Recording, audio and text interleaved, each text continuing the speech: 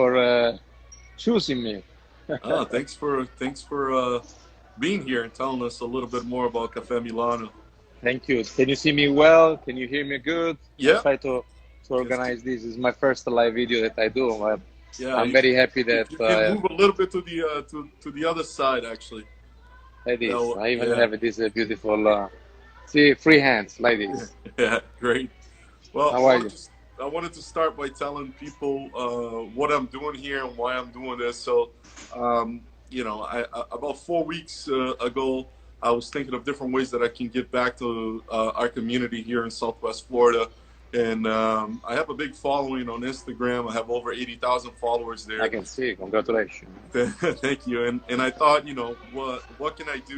Can I use that as a platform to kind of showcase local businesses here and give them an opportunity to tell us a little bit about themselves and how they operate, what do they provide to their customers, but also how they're coping with the current situation that we're facing.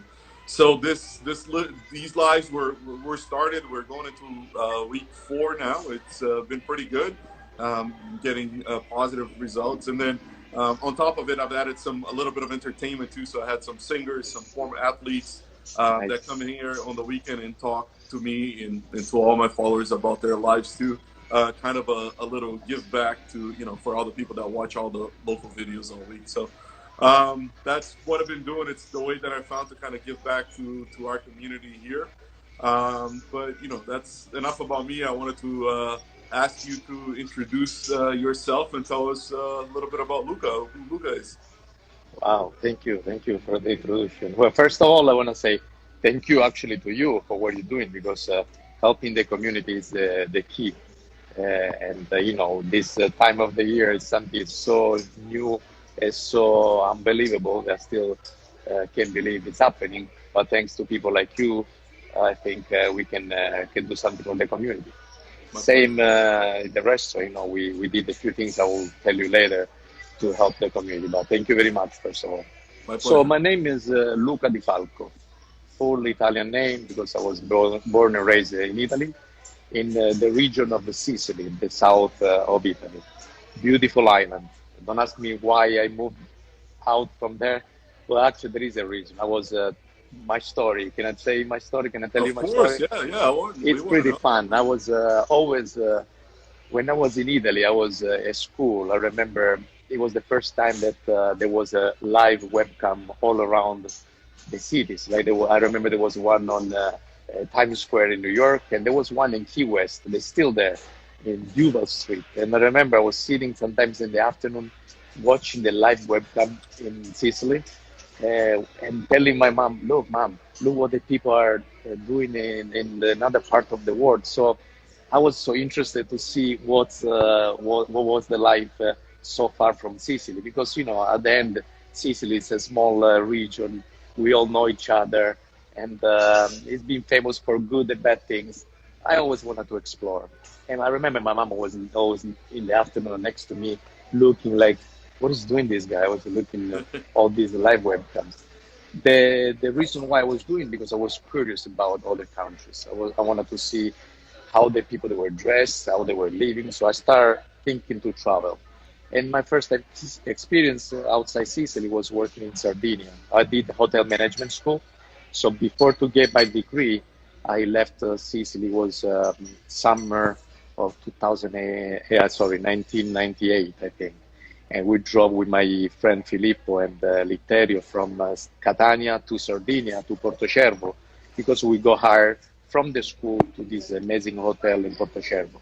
And over there, I realized that my job was really interesting, the hotel industry. I was serving famous people. I was 18, almost 18 years old. I was serving the Juventus team, the Milan, all the famous people. I remember I took pictures with so many VIP, and over there I was like, okay, this is something that is really interesting, traveling and doing this job. So I think leaving Sicily so young was for me the reason why I had an open mind on traveling.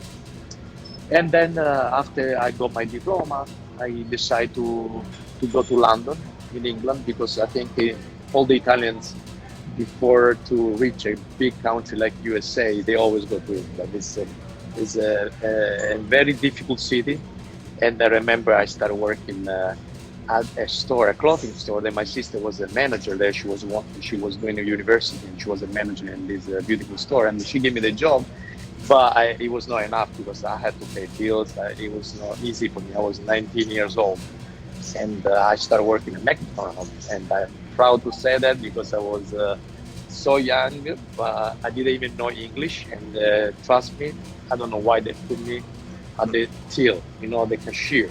Yeah. So, McDonald's at Victoria Station in London was so busy that I couldn't even understand what they were ordering. But the manager, for some reason, he liked me, and maybe because I had the accent or something, he helped me, and then I understood the system, and I understood that it was a job I could take it. So I was working this Dorothy Perkins in the morning clothing store, taking a half an hour break and working in the afternoon till 11 at night at McDonald's in the same location, Victoria Station. I was very, very tired, but it was so much fun for me. And then I started working for the Grosvenor House Hotel Le Meridian in Hyde Park. And over there wow, I saw all the managers that were Italians, they were young, and they were successful. So I saw that there was an opportunity. But in the time that I was there, I got a call from the army in Italy, so I had to go back to serve the country. But I never liked to. I actually prefer to do another way to do the army, helping the kids in the church. It's called obiettori di coscienza. I don't know if in USA there is an option to do it. So you choose to don't. I didn't like the guns, so I say I don't want to do that. So they put me in the church helping the kids, and I think it was a pretty nice thing because I was helping the kids to play soccer, organizing games, and for 1 year was interesting. So doing that, I had the opportunity to live in my city in Catania, where I applied for a hotel. It was one of the five-star hotel at that time. It was the Excelsior Hotel. I still go there sometimes for vacation. And I remember when I was there, I was the only one speaking English. I was 20 years old. I was the youngest. And I think it was too tight for me because I saw that I couldn't talk to all these foreign people because I knew English. Couldn't do something more. So I always say this story. I went to the general manager office, Mr. Baccarone, I still remember.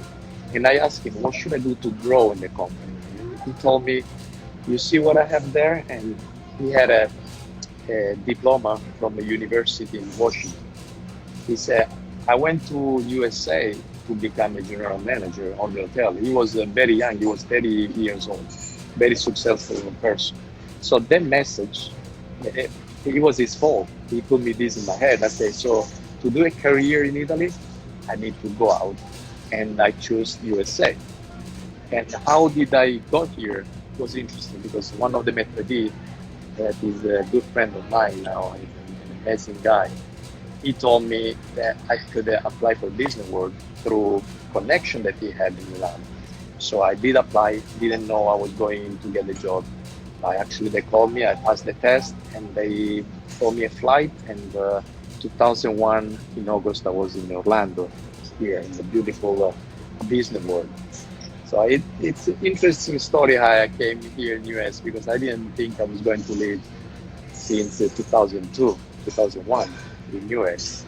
And I think the opportunity that Disney World gave me, it was very, very good to show me and teach me how amazing is this country. I saw all kind of clientele. Disney World is, I think, one of the top destination for tourism all over the world. So I had to serve Japanese people, American people, Italian, French, Sweden, people from all over the world. So my job became very interesting. I started, of course, as a server there. And when you work at Disney World, you start from the bottom, and I didn't mind. I was only 21 years old, so I actually had a lot of fun. But then even Disney World was for me not enough. So I decided to move to California, work in La Jolla, an amazing, beautiful place on top of this hill in San Diego. And Yeah. I had the opportunity to work for this restaurant on Prospect Street that was serving people, actors, famous people, billionaire people. So I was 22 years old. I remember I was serving the guy from The Godfather, and I was serving the owner of a very important company. So my mind was like, wow, this country is something else. So after California, I wanted to learn Spanish, and because in California there was a lot of Spanish people, but it was not the right place for me to learn Spanish. So I decided to move with a friend of mine to Cancun in Mexico, and I applied work in actually in Playa del Carmen for one hotel. They hired me. I worked there for 4 or 5 months, and I got the Spanish. I think pretty good. You know, it's not too difficult for us as an Italian. And after I got my Spanish, I said I need to go back to USA. And before to do that, I wanted to explore the cruise company, and I applied in Switzerland for Princess Cruise. I got a job. I went to work Princess Caribbean Princess, one of the biggest ships, brand new in 2003, I think. And I only worked there for 3 months because working in a cruise is completely another world. I was working from 6 a.m. to midnight straight. I lost so many pounds, but I was focused on learning the system, and 3 months was enough for me.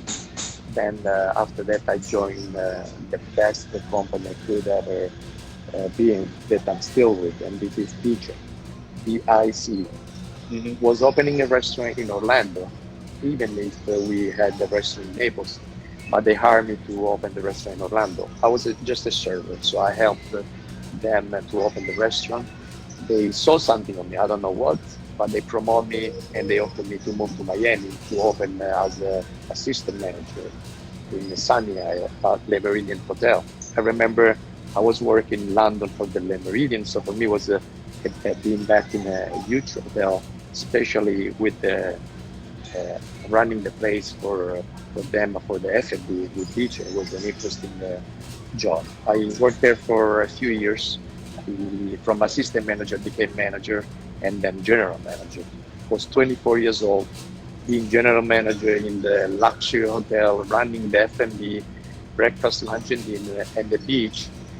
It was a very, very, a job that I couldn't do. I had people from all over the world couldn't believe I was the GM because I was very young. I remember I was doing wedding online, talking to people doing contract, and then when they came and see me in person, they were like, "No, I want to talk to the GM." I said, "I'm the GM." They couldn't believe. So I was like, "Wow, my position is really interesting." So working for Vice was very, very good back in Miami. But I saw that there was some struggling situation in Naples in 2008. You remember there was a lot of problems with the economy. So they moved me to Naples to see if I could improve the revenue of the restaurant in Naples. But of course, moving here in Naples was for me something that I really didn't want to move from Miami because I was young. I loved Miami. But when they offered me a partnership, then I said, of course, I'm gonna take the job. I moved to Naples, and I wanted to show to them, to myself, and to also my family that I could do something better for the restaurant, for the Fifth Avenue. And that's how I came 2008, in December 2008, at Beach and Naples. I became the general manager partner of this beautiful restaurant. I got to know the Fifth Avenue. And after a few years, 2015, I had a vision. It was to open my own restaurant. Never leaving Vice because Vice is my family, and I'm still with Vice. I run Vice, and I run the restaurant that I opened in 2015, and that's Caffe Milano. I had always something in my mind between Vice, between something more casual, that became what I'm going to show you now at Caffe Milano. I always say Caffe Milano is a modern, rustic Italian restaurant. Something that is not fine dining like Vice, is something different, more casual, no tablecloths. The server and the manager, they can wear jeans, I can wear a shirt, and we can have tattoos, we can have an ambience that is more casual. And I think that was something that Fifth Avenue needed. And this is Cafe Milano. Awesome. Design was done by me, menu was done by me, of course, with the help of the chef.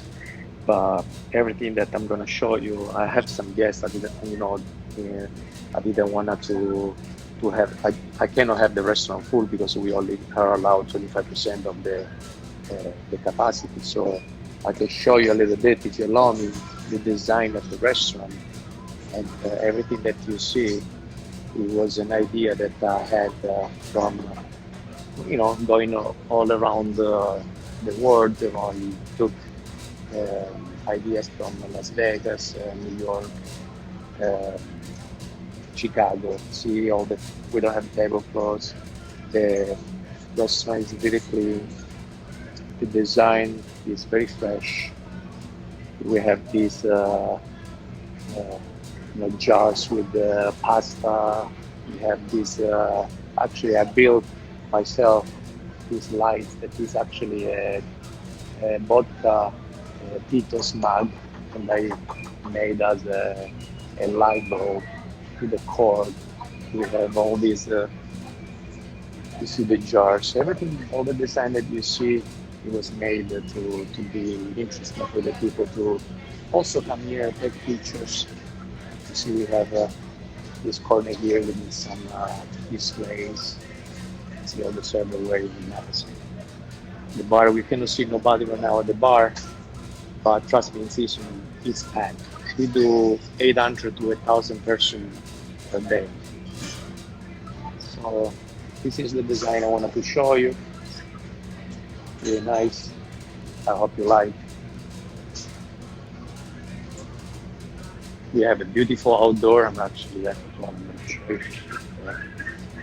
Yeah, and I've been there a few times. So I've been inside and out. I sat inside and outside. Okay. It's both of them equally fun. You can almost see the sunset. Yeah. Perfect. This is Cafe Milano. We got nice followers too. 11,748 on Instagram. So hopefully some people are gonna join this video and see you. Yeah. Okay. Well, I wanted to ask you. So you told me a little bit about your history. You told a little bit of the concept of Cafe Milano, and why you wanted to bring in more of a casual kind of vibe to something not as serious, right? But I wanted to talk about the menu too and the food because I've been there. The food is absolutely delicious. I actually many times when I had family visit me from Brazil, I brought them there. I have family visit me from Boston. I brought them there.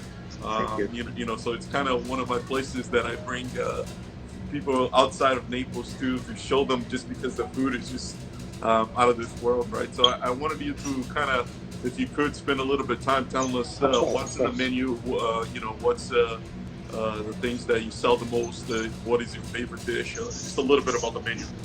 Well, the menu is designed in a way that, trust me, it's hard to change a dish when you fell in love because when you design a menu, you do something that you really know is good.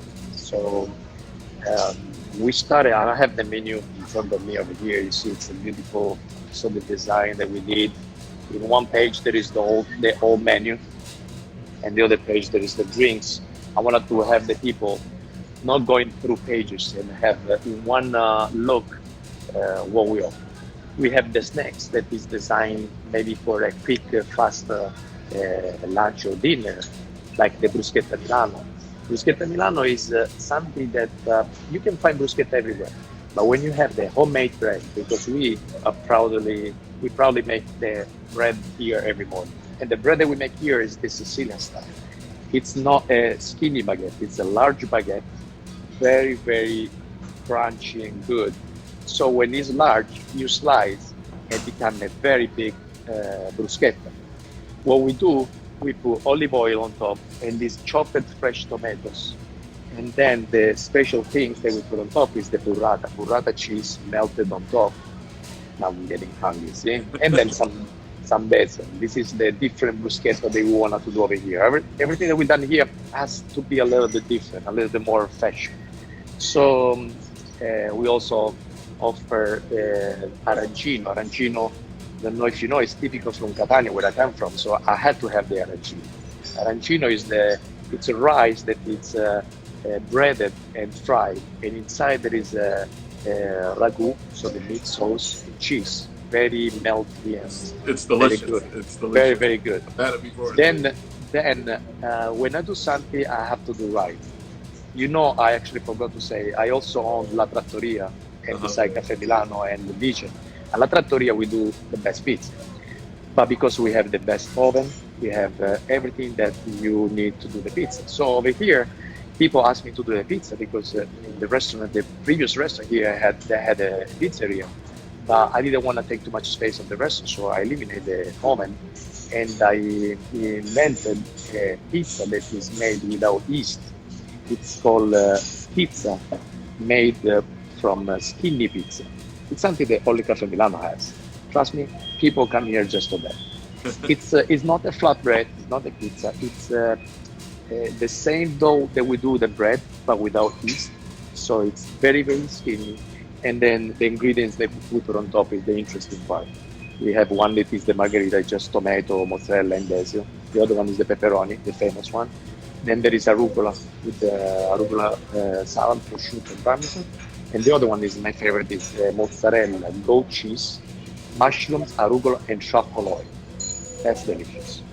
Then we This go is to the this is appetizers. just like when I talked to Masi about La Trattoria. I got hungry after talking to him, and this Yeah. is the Masti is same my way I'm partner getting there, hungry and as you, he you has mentioned. the passion that when they talk about the menu, they make you Yeah. hungry. And, we eat lunch and dinner here.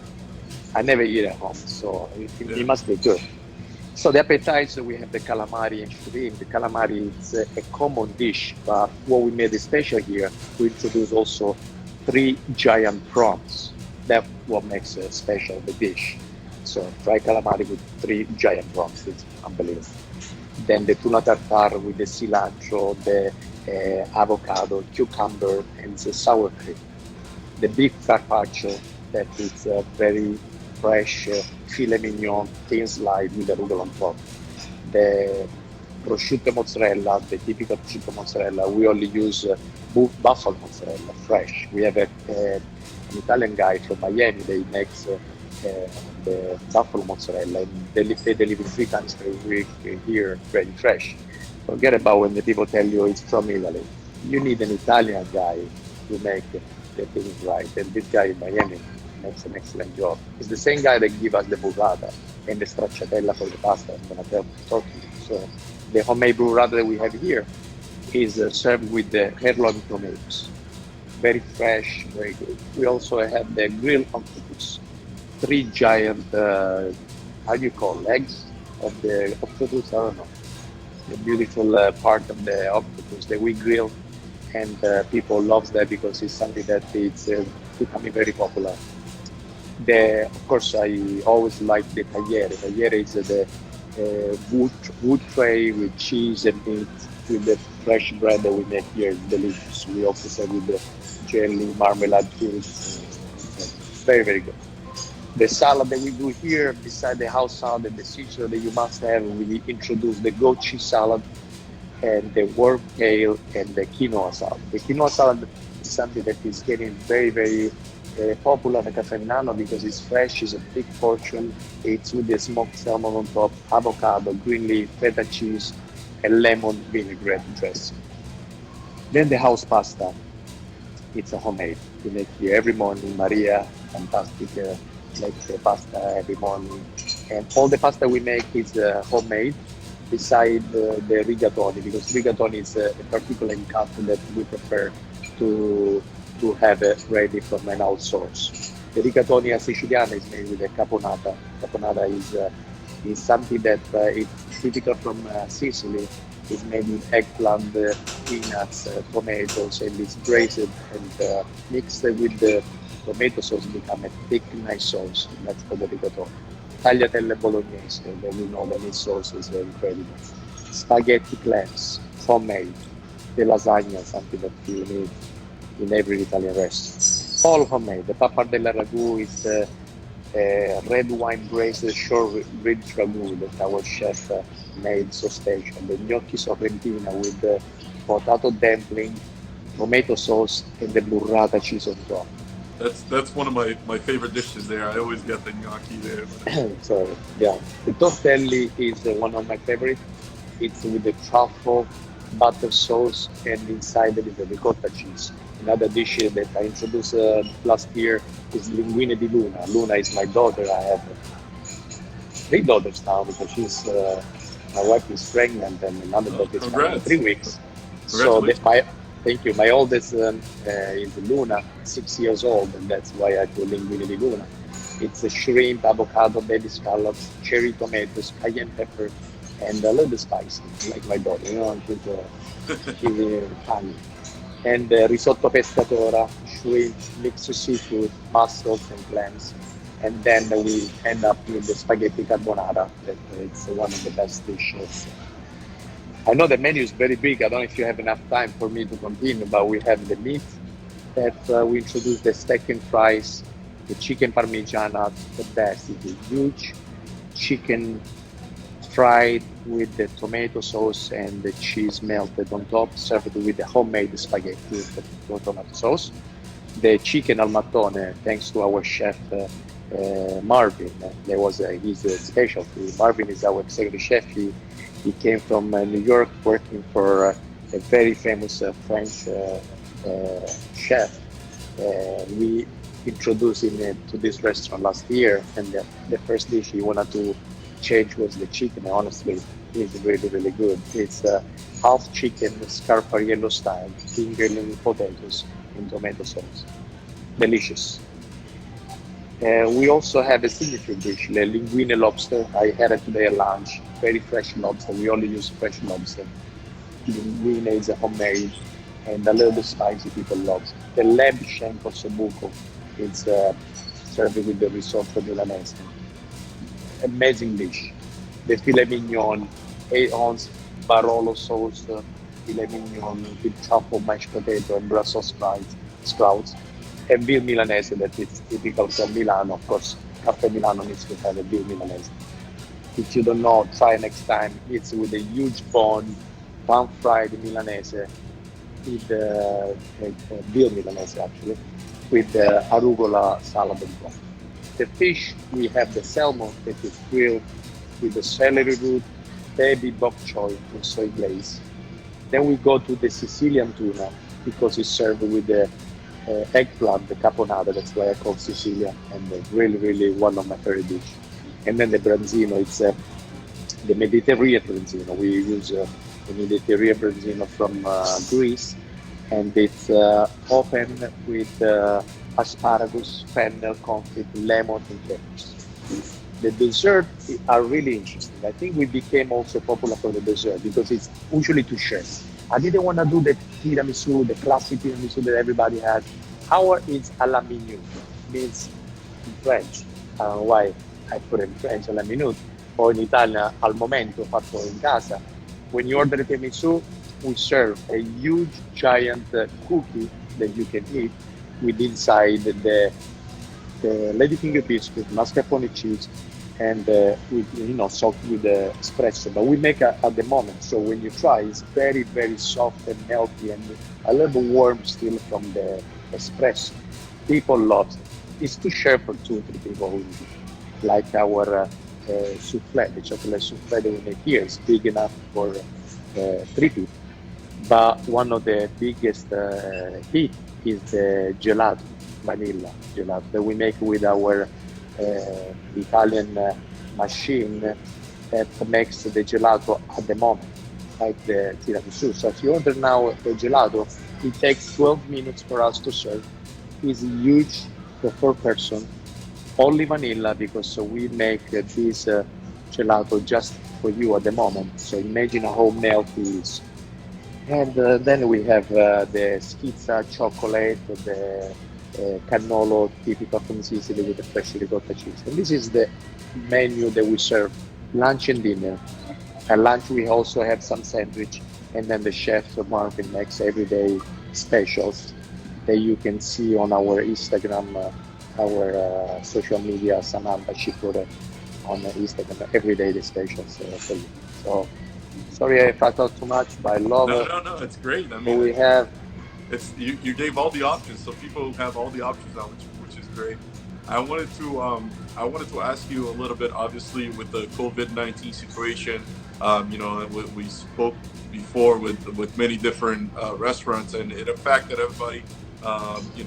The economy, but also the way you had to operate differently to still be able to serve your customers. And I wanted to ask you that, how much did it affect Caffè Milano, or all three restaurants for that matter, and then how much did you have to kind of tweak to be able to still serve your customers, and how is the situation at this moment?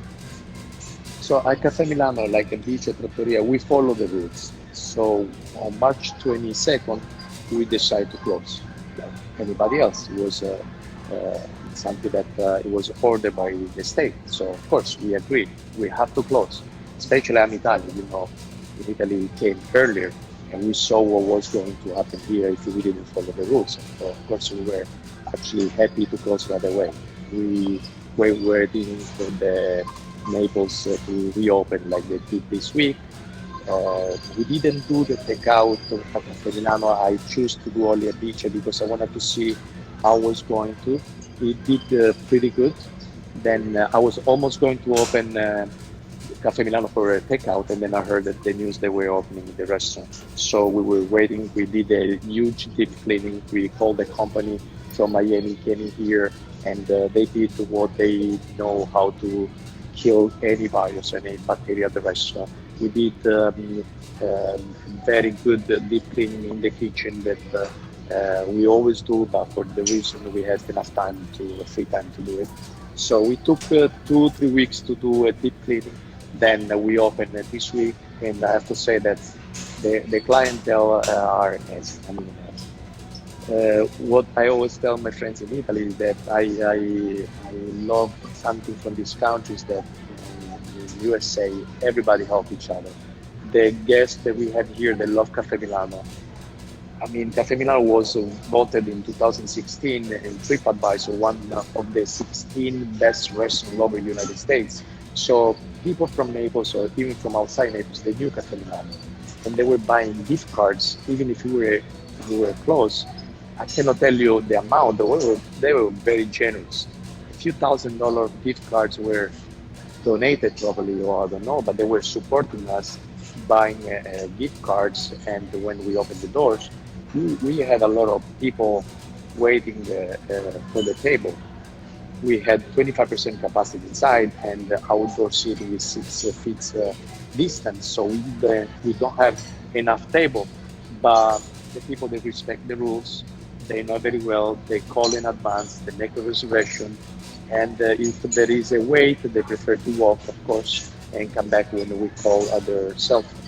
We think doing pretty good because of the people, the local people. We are waiting for the situation to get better.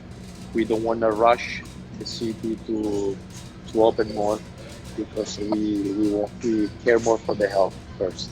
We know that Naples is an old community, so here we have to keep an eye.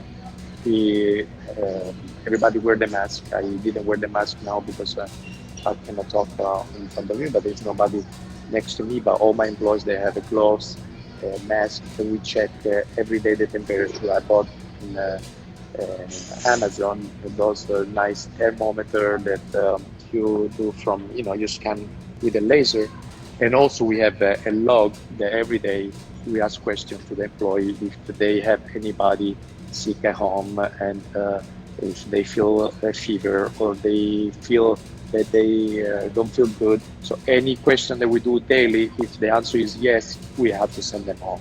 So far we screen the people every day, and they understand. All the employees were hired back. We have a group on WhatsApp, so it's easy to communicate with the employee. We gave the opportunity to everybody 100% to go back to work, and if they feel comfortable.